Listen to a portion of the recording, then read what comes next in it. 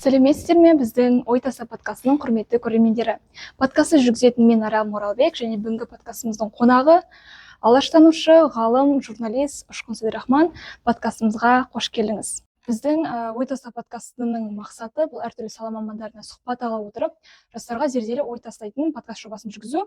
Алғашқы сұрақ: сіздер тарихи фильм, тарихи сериал түсірдіңіздер, алайда ол деректі емес, көркем фильм ретінде жарық көрді.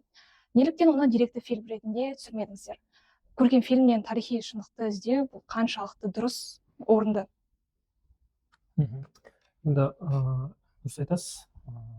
Ахмет ұлт ұстазы Міржақып Оян қазақ атты фильмдердің сценаристі, редакторы ретінде қатыстым бұл жобаға. Бұл жоба белгілі қазаққа белгілі өте талантты режиссер Мұрат Исжан дейтін азаматтың команда жетекшілігінде жарық көрген туындылар. Бұл анығы сериал. Сериал әу бастан Қазақстан ұлттық телеарнасы тапсырыс беруші, сол мекеме осыны сериал ретінде түсіруді тапсырып, содан жаңағы Мұрат Исжан осы туындыны қолға алып жарыққа шығарды. Мен сол жерге жаңағыдай редактор, сценарист ретінде қатыстым.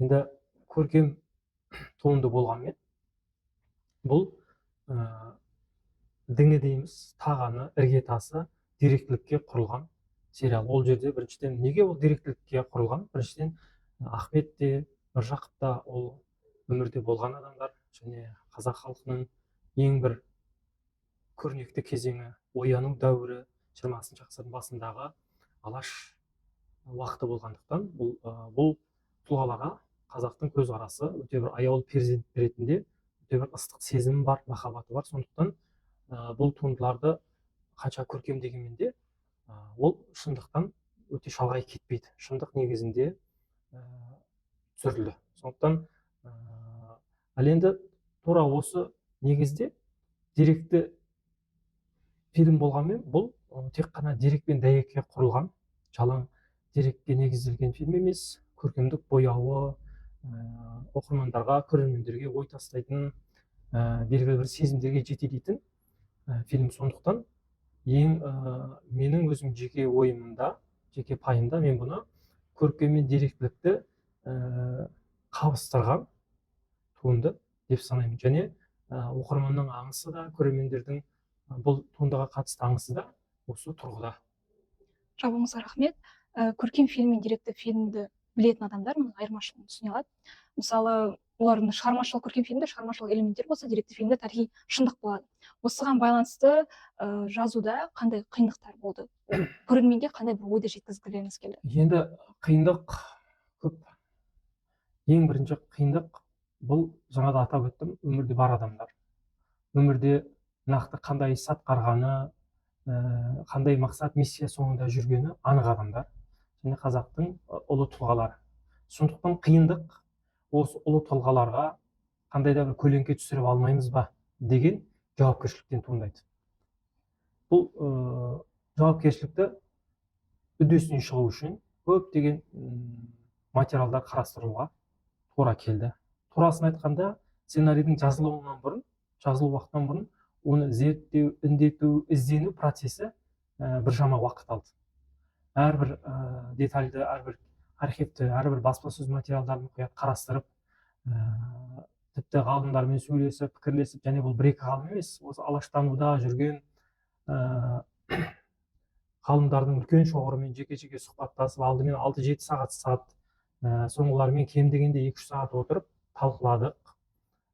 Соның нәтижесінде осы туынды жарыққа шықты.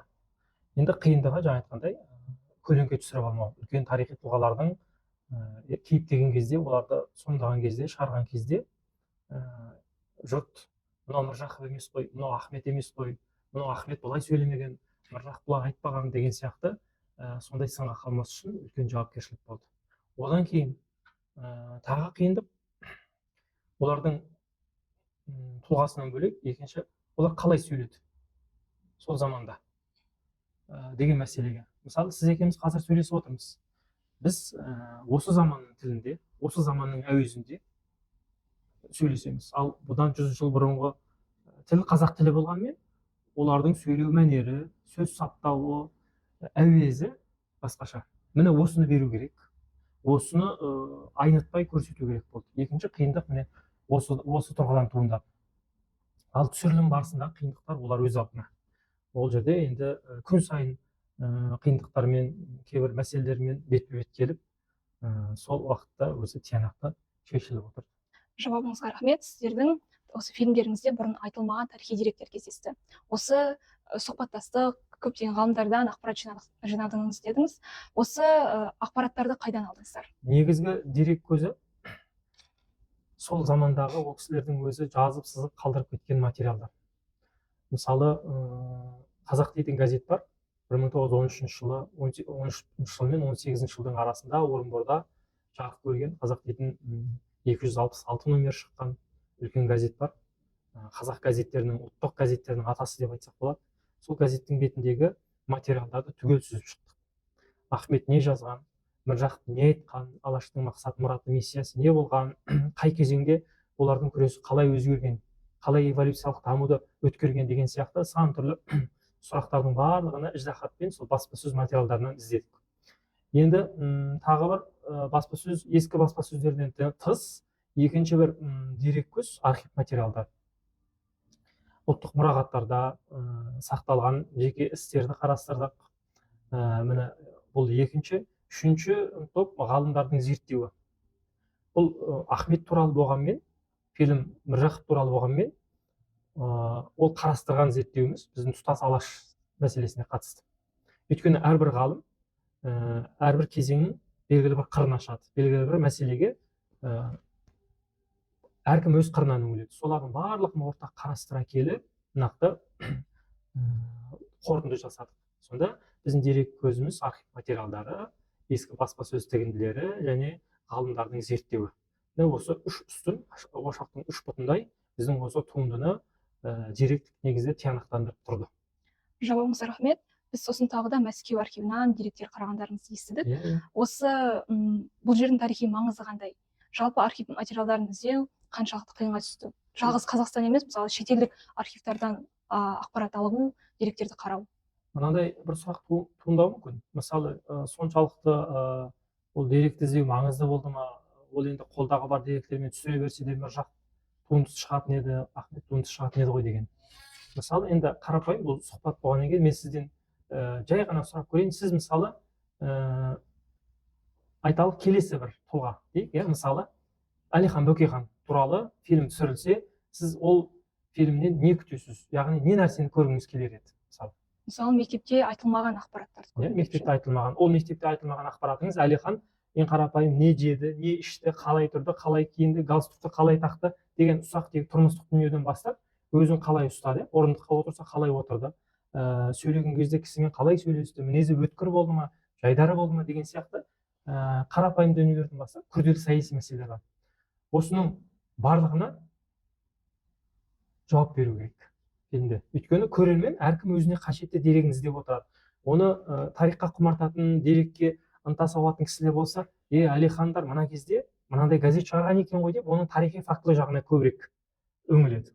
Ал енді қарапайым көрермендер, мысалы, жастар шоғыры болса, ол жерден Әлихандар сол заманда осылай киінген ба, киімінің матасы мынадай екен, жағасы былай қайырылыпты деп, оның басқа мәдени қырларына, басқа қырларына үңіледі, тұрмыстық қырларына үңіледі. Сол сияқты енді тағы бір қырлар, олар не ішіп, не жеді дегенге қарайды. Тағы біреулері саяси қарым-қатынас қалай болды деген саясаттанушылар солай қарайды деген сияқты. Яғни әр көрермен ол жерден өзіне керегін, өзі ізденетін, немесе өзіне қажет дүниені іздеп отырады. Тіпті тілшілер ол жерден сөз мәселесіне үңіледі. Қалай сөйлесті олар? Сөйлесу дұрыс па, бұрыс па деген сияқты. Міне, осының барлығына толықтай болмаса да белгілі деңгейде жауап беру керек. Бұл жауапты табу дегеніңіз іздену. Оны отыра қалып, өзіңіз ізденбесеңіз отыра қалып, Әлихан бүйтіп сөйлесті пәленше жерде деп айта алмайсыз. Ол үшін іздену керек. Мәскеудің басқа материалдарды, архивтарын ақтарған кезде сол уақыттағы осындай бір қыдыру сұрақ, мысалы, кем санағанда 50-60 сұраққа осыған жауап іздеді. Бұл және осы іздеу, осы зерттеу процесінің жақсы жүргендігі фильмнің белгілі бір деңгейде табысты болуына, нәтижелі болуына жол ашты. Соған кепілдік болды. Жауабыңызға рахмет. Сіздер тағы да зерттелмеген алаш қайраткерлері туралы деректерді қарап жүрсіздер, іздеп жүрсіздер екен. Осы біз неге білмейтін адамдарды кеңінен неге насихаттамасқа? Осы адамдардың бізге берері қандай ой бере алады, бізге қандай үлгі бола алады? Неге мысалы осы тұлғаларды зерттеу не үшін маңызды, қызығушылықтарыңыздың себебі неде? Жақсы түсіндім. Енді біз бұны мектепте сіздерде алаш қозғалысы деген пәнді оқыта ма? Пән емес, Пән емес, тарих жалпы тарих айтылады. Алаш қозғалысы деген ұғым бар ғой, иә? Онымен танысыз ғой, иә? Мысалы енді қарапайым. Сіз алаш қозғалысы деп қарастыратын болсақ, қозғалыста қанша адам бар деп санайсыз, немесе өзіңіз білетін, бұл енді сізді тексеру сынау емес, өзіңіз білетін бір алаш қайраткерлерін атаңызшы, мысалы Әлихан Бөкейхан, Ахмет Байтұрсынұлы, тағы кімдер бар, Міржақып Дулатұлы, Жүсіпбек Аймауытұлы, иә, Мұхтар Әуезұлы, Әлімхан Ермек, мысалы қазір біз 6-7-еуін атадық. Егер осы сұрақты қарапайым көрерменге қоятын болса, оқушыларға, басқа қарапайым азаматтар қоятын болса, осы 6-7 кісіні атайды. Бірақ 6-7 адаммен қозғалыс тумайды. Үлкен қоғам болады. Бұл біз алаш қозғалысы деп отырған қозғалыстың қазір біз анықтап, есім сойы белгілі, аттары анықталған адамдардың өзі 3000-нан асады. Бұл анықталғандар ғана. Бұл процесс әлі жүріп жатыр. Әлі де анықталады, әлі де белгілі болады. Енді жарайды, ол өз алдына жүре жатады. Бірақ осы 3000 адамнан біз тек қана 7 адамды білеміз. 10 адамды білейік. Қалған 2990-90-ы қайда?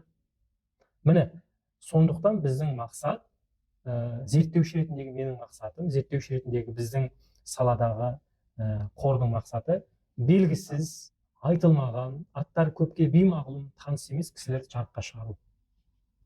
Мысалы, мен өзім 8 жыл ізденіп жүріп, Абдолла Байтасұлы дейтін қайраткерді еңбегін жинақтадым. 3 том, 1 том жарық көрді, 2 томы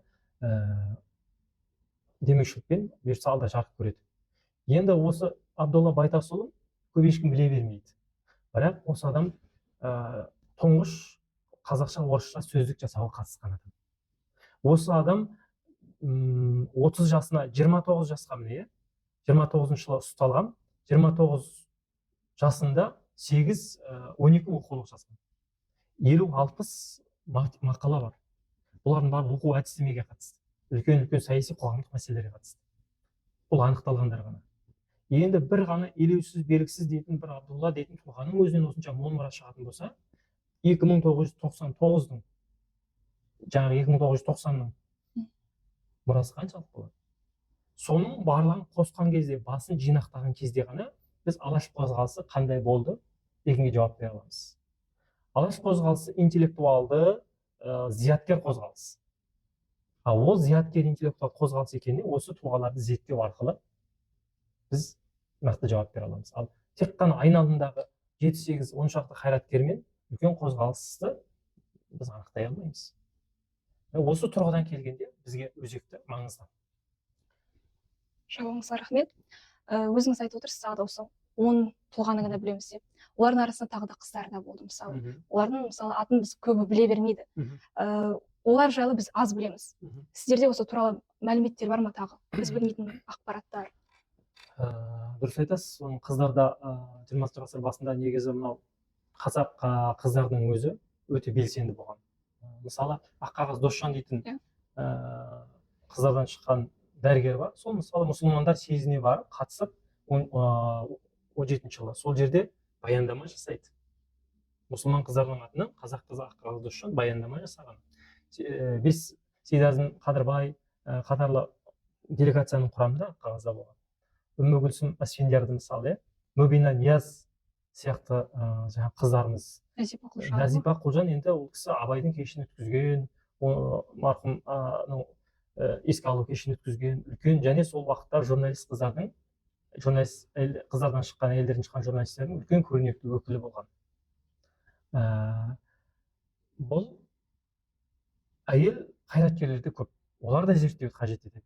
Енді біз оны әйел дейміз, еркек деп бөлмейміз. Біздің қор, біздің жалпы осы бағытта жұмыс істеп жатқан Қарбалас қоры осы кісілер зерттеумен айналысады. Мысалы, Аққағаз Досжан дейтін қайраткердің, мен жаңа ғана атап өткен қайраткердің еңбектері жинақталып, баспаға дайындалып жатыр. бұл бізде дайын еңбектің қатарында. Тағы басқа да көптеген ізденіп жатқан азаматтар бар. Бірақ бір астын сызып айтқым келетін нәрсе, бұның барлығы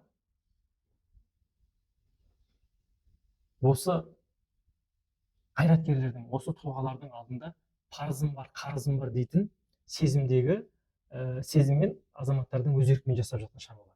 Мысалы, дәл қазір сіз екеуміз подкастта сөйлеп отырмыз. Ол ой қозғау подкаст дедіңіз ғой, иә?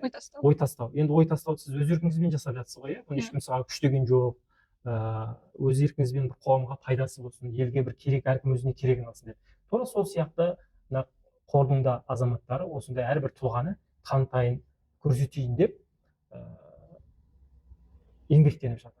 Міне осы жерден бір қасиет болады. Қайраткерлік деген, жауапкершілік деген. Біздің қазақ қоғамында жамайтын жыртық бітетін тесігі өте көп.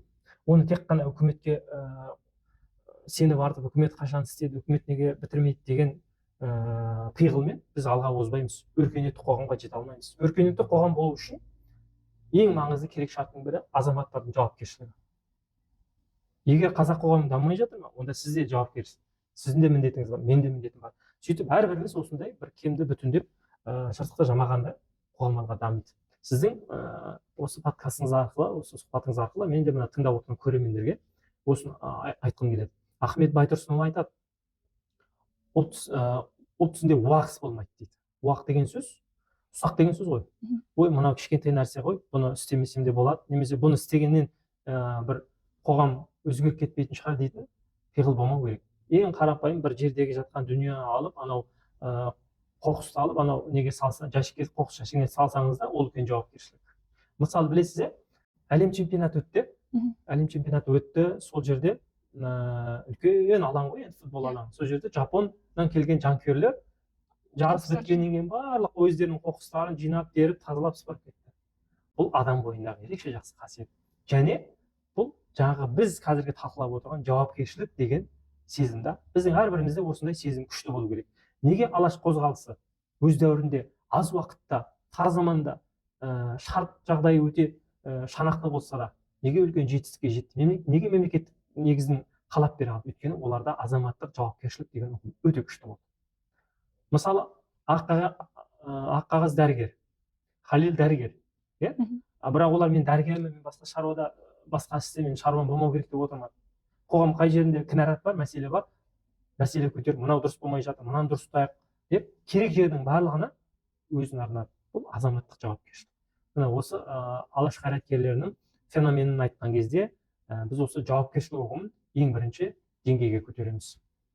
Шыныңызға рахмет. Осы уақытқа дейін кітаптар шығардық деп айтып отырсыз. Бұл қаншама кітап неге жастарға насихатталмайды? Енді жастарға насихатталмайды дегенде айтылып жатыр. Енді оған насихаттауға бұл функцияны кімге береміз? Бәлкім сізге беретін шығармыз. Сіздің мысалы қазіргі подкастыңызда біз осыны айтып жатырмыз, бұл да насихат қой. Және сол сияқты әрбір қоғамның азаматы, мынау бір пайдалы жұмыс екен, осыған тым болмаса көмегім былайынан тизін деп жаңа айтып, соны ары қарай көпке таратса, бұл да насихат. Насихат жоқ деп айтпаймын, бар, айтылып жатыр, бірақ соншалықты деңгейде үлкен, соншалықты деңгейде кең көлемде емес.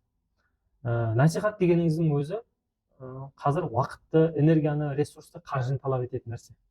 Сондықтан бір мысалы менің бірдей уақытта зерттеумен айналысып, бірдей уақытта насихатпен айналысып, бірдей уақытта сатумен айналысуға менің қауқарым, менің оған энергиям жетпейді.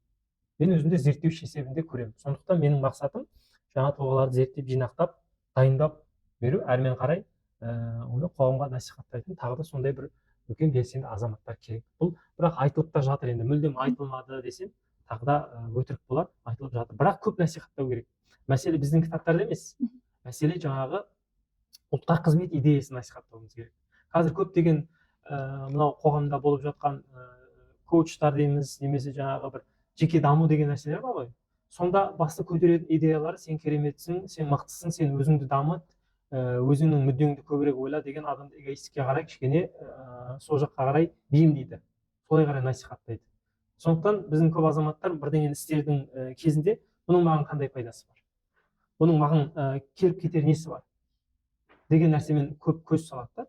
ол саған келіп кетер нәрсесі мынада: сен осыны айтсаң, сен осыны істесең, сен осыны тиісті жеріне, мына жүкті тиісті жеріне апарып қойсаң, онда сен қоғамға пайда келтірген. А қоғамға пайда келтіргенің айналып келгенде өзіңді биікке көтергенің. Сондықтан осындай тұрғыдан мен жауап берер едім сұрағыңызға. Насихаттау керек, айту керек, және әлде көп шығару керек. Жолыңызға рахмет. Осы кітаптарда көбі біле бермейтін тың ақпараттармен бөліссеңіз, бір тұлғалар туралы маған өте қызықты сол. Мысалы, жаңа өзім зерттеген тұлғаны айтайын. Мысалы, жаңа бір дерек айттым, алғашқы қазақша орысша тілмаш дейтін сөздік шыққан, Қошмұхаммед Кемеңгер дейтін үлкен мықты қайраткер болған. Сол Қошмұхаммед Кемеңгер, Абдолла Байтас бастаған азаматтар, 5 азамат осы сөздікті шығарған. Бұл 20 жастағы, сол кезде 24-25-те шығар сол азаматтар жасаған дүние. Мысалы, Смағұл Сәдуақасұлы дейтін қайраткер бар. Сол Смағұл Сәдуақасұлы 19 жасында, 18-19 жасында кәдімгідей қазіргі Семей облысы, Семей шығыс Қазақстан облысы дейміз бұрынғы, сол облыстың Қазақстанға қайтып қосылуына кәдімгі шешімтал рөл көрсеткен азамат. Өзі кішкентай болса да, өзі жас сол уақытта жас болса да. Тағы да осы Абдолланы айтайын. Мысалы, Абдолланың өзі Архангельскіге айдалған, 29 жылы ұсталаттағы Боторка түрмесінде қамалғаннан кейін Ташкенттен ұсталып, Алматыға келіп, Алматыдан Боторка түрмесіне кетеді, дағы сол жерден Архангельскіге айдалады. Ахмет Байтұрсынұлы да Архангельскіге айдалған. Ахмет Байтұрсынұлы Архангельскіге барған кезде ешкімді танымайды. Таң атқанша бір түн көшені жаяу кезеді. Неге? Өйткені ол жататын орын жоқ, қоналқы орын жоқ. Ал бір жақ отырайын десе күн суық. Сондай үсіп қалмас үшін, тоңып қалмас үшін таң атқанша көшені кезіп жүрген. Ертесі күні осы Абдолланы тауып, өйткені Абдолла да сол жерге айдалған еді, жер аударылған еді. Абдолланы тауып, Абдолланың үйінде 18 күн тұрған. Енді қарапайым бір ғана азаматтың үлкен ұлт ұстазына жасаған осындай қамқорлығын біле бермейді. Бұны білсек, біз ұстаз бен шәкірт, аға мен іні арасындағы қазақтың бір-біріне сүйіспеншілік, мейірбан, алаштың бір-біріне деген, алаш қайраткерлерінің өзара бір-біріне деген құрметін танитын едік. Бұл бір факт. Мысалы, жаңа біз дайындап жатқан Иса Тоқтабайұлы дейтін қайраткер бар. Ол еңбектерді дайын. Мысалы, сол кісінің Түркістан дейтін оқулығы бар. Түркістан дейтін оқу құралы бар. Оны ешкім білмейді. Егер біз осы кітаптар шыққаннан кейін жұрт алып оқыса, осыны түсінеді. Мынандай осындай қиын уақытта жұмыс істеген екен ғой, осындай үлкен нәтижелерге жеткен екен ғой, мен неге соны істемеймін деген адамда бір сезім пайда болады деп ойлаймын. Қарапайым. Жауыңызға рахмет. Біздің подкастымыз ой таста деп аталады. Осы сұхбаттың қорытынды сөзі, түйін ретінде көрермендерімізге қандай ой тастар едіңіз? Менің ойымды мен негізі айтқанда сияқтымын, қайталап айтқым келеді, бірақ құрметті осы ой тастау подкастының көрермендері, енді сіздер жас буын шығарсыздар деп ойлаймын. Мектеп оқушылары, колледж оқушылары тағы болмаса, жалпы айтып қоғамға енді қадам басып жатқан, арманымды, болашағымды қайдан табамын дейтін азаматсыздар. Біз жақсы білім алғымыз келеді, біз шетелге шыққымыз келеді, біз жайлы жақсы жерде өмір кешкіміз келеді. Ол рас, бұл барлық пенде ретіндегі барлық адамның арманы. Бірақ сонымен бірге біздің санамызда көрінбей жатқан бір сезім бар, бір елге жерге деген махаббат. Егер осы отанды біз тастап кетсек, кім қорғайды? Осы отанды біз тастап кетсек, кім көркейтеді? Кезіндегі алаш қайраткерлердің бәрі ойбай болды, большевиктер келді, енді бізге бұл жерде орын жоқ деп бәрі эмиграцияға кеткен жағдайда қазіргі Қазақстан болар ма еді? Болмайтын еді. Өйткені кеңестік кезеңде алаш қайраткерлері кеңестік кезеңде де үлкен еңбектер жасаған. Мысалы, алаш оқулықтары дейтін үлкен алаш оқулықтар дейтін ұғымға сыйдыруға болатын оқулықтар бар. Жамиға Түркістан, бастауыш жағрапия, аймақтану, мысалы Мағжан Жұмабайұлының біз педагогиканы жазған дейміз ғой. Бірақ оның жаңбыр деген не дейтін оқулығы бар. Күн көркірей және найзағай дейтін оқулығы бар. Мысалы Мұхтар Әуезұлының жердің үскі қабаты дейтін оқулығы бар. Бұлардың барлығы сол уақыттағы өрімдей жастардың қазаққа осыны ұлт ретінде аяғынан тік тұрғызайық, мемлекет ретінде қалыптастырайық деген бір сезімнен туған еңбектер. Сондықтан Әлиханның сөзі бар: әр ұрпақ өзіне жүктелген жүкті жетер-жетеден жеткізсін, әйтпесе келер ұрпақ не алғыс айтатын, не қарғыс айтатын алдымызда зор шарттар тұр деп. біз қазір оларға алғыс айтамыз ғой. Неге? Өйткені мемлекетіміз бар.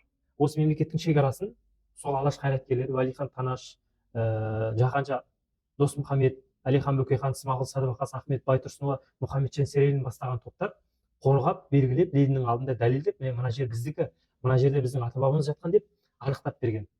Солардың арқасында біздің территория анықталды. Солардың арқасында біздің ұлттық мектеп қалыптасты. 26-шы солардың арқасында ұлттық театр болды. Солардың арқасында ұлттық жоғары оқу орны құрылды. Біз оларға алғыс айтамыз. Неге? Осылардың барлығын жасаған үшін. Соның арқасында біз қазір елдік негізімізді жоғалтпай сақтап отырмыз. Енді арайдым 50 жылдан кейін, 100 жылдан кейін біздің сондай бір буын ұрпаққа менің ата бабаларым, мен мақтанамын, ол осындай жұмыс істепті дейтін алдымызда шарттар. Немесе менің ата бабам оңбаған екен, сондай жұрттың бәрі дамып көркейіп жатқан кезде түк істемепті дейтін қарғысқа қалуымыз мүмкін. Міне осы нәрсені біз орындауымыз керек. Бұл үддені, бұл жауапкершілік арқылы әрбір азаматтың көріп отқан әрбір азаматтың мойнындағы борышы.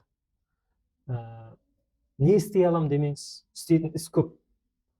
Қай істі болса да алып жауапкершілікпен айналаңызға ең қарапайым өзара қазақша сөйлеп, банкоматта қазақ тілін таңдап, осындай қарапайым әрекеттермен де сіз қазаққа үлес қоса аласыз. Дәл сол қазақша таңдағаныңыз үшін статистика көтеріледі. Қазақ тілін қолдану деңгейі артады. Ал қазақ тілін деңгейін қолдану артты деген сөз, ертең қазақ тілді жарнамаға орын көп беріледі. Ал қазақ тілді жарнаманың орнына көп берілуі ол тұтынуды арттырады. Яғни көрдіңіз ба? Көбелек эффектісі деген бар. Бір жерде әшейін қағылған көбелектің қанаты екінші жерде бір үлкен дауыл тудырады. Сондықтан сіздің әшейін тек қана барып банкоматта қазақ тілін таңдағаныңыз міне үлкен себептерге ұласады. Сондықтан ой тастау дегенде елге жерге қызмет етейік. Ал біз осы қазақтың ұл-қыздары, сіздер бұны сүйетін жалғыз ұрпақсыздар. Сіздерден басқа қазақ жерін ешкім сүюі мүмкін емес. Осы жауапкершілікті арқалайық. Менің бүгінгі айтқым келетін басты ойым осы. Уақыт бөліп бүгінгі подкастымыздың қонағы болғаныңыз үшін алғысымды білдіремін. Бүгінгі тыңдармандарымыз да өздеріне зерделі ой түйді деген ойдамын. Алып қосар ойларыңыз болса бөлісе кетіңіздер. Келесі кездескенше аман сау болыңыздар.